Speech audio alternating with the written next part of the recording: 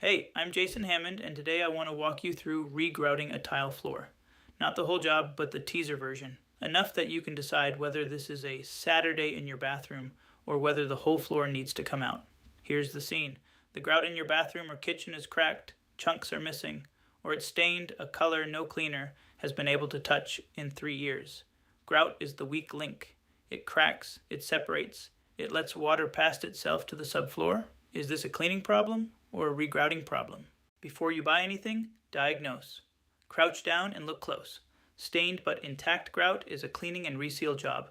Cracked, missing, or grout separated from the tile edge, that's structural failure. Regrout it.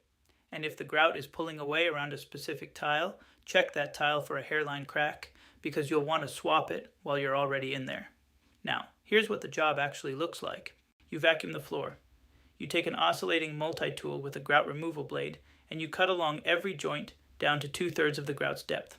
Blade angle low, stay centered, never touch the tile edge. Vacuum as you go. Any hairline cracked tile gets drilled in the center with a masonry bit, chiseled out, and replaced with fresh thin set. Then you mix your grout to a peanut butter consistency. Sanded for joints, 1/8 of an inch or wider, unsanded for thinner joints. Let it slake for 10 minutes. Scoop it with a grout float, hold the float at 45 degrees, and press it across the joints diagonally across the tiles, multiple passes, then scrape the haze off at 90 degrees. You wait 15 to 20 minutes. You wipe diagonally with a damp sponge, rinsing often, 2 passes. 7 days later, when the grout is fully cured, you brush on grout sealer and wipe the excess off the tile faces, the mistakes that double this job.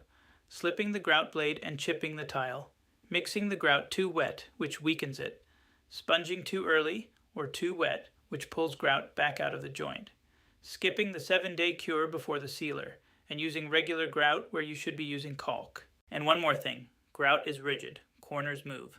So any inside corner where the floor meets a wall, any joint between tile and tub, tile and countertop, tile and toilet base, never put grout there.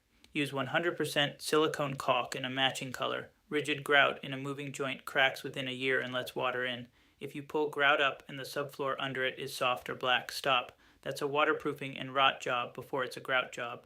For the full removal sequence, the mix ratios, the sponge timing, and the caulk rules that keep joints tight for years, grab the complete guide at hammondreengineered.com. That's hammondreengineered.com. I'll see you in the book.